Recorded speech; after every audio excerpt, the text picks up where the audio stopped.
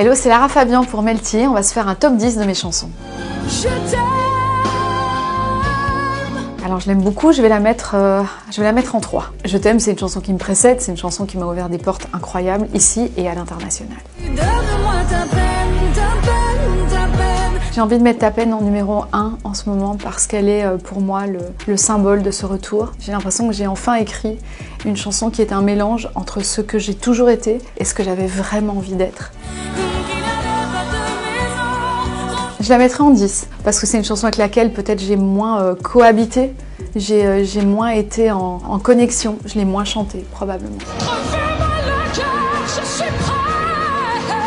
Alors Requiem pour un fou, je vais la mettre en 4. Il y aura eu un avant et un après le Requiem chanté avec Johnny au stade. Et puis c'est un moment inoubliable où quelque chose de bien plus grand que moi s'est produit à ce moment-là et a changé ma vie à jamais. Sans jamais parler, sans jamais crier.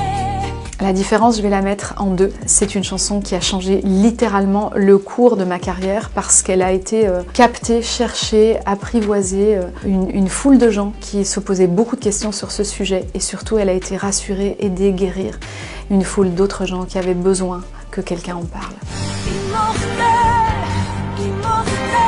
Immortel, je vais la mettre en 6. Je l'ai écrite à un moment où la vague était très rude et où j'avais besoin d'exprimer cette sensation de petite mort qu'on ressent lorsqu'on traverse une période difficile.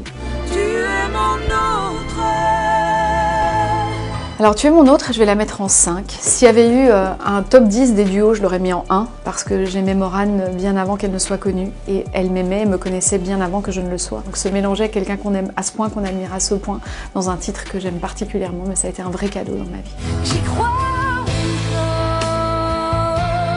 J'y crois encore, je vais la mettre en 7. Là, je revenais après les États-Unis, un peu abîmée par plein de choses qui m'étaient arrivées, et puis plein d'espaces dans mon cœur qui étaient très compliqués. J'y crois encore était mon hymne, l'hymne que je me chantais à moi, en me disant qu'il fallait pas que j'abandonne, qu'il fallait pas que je lâche.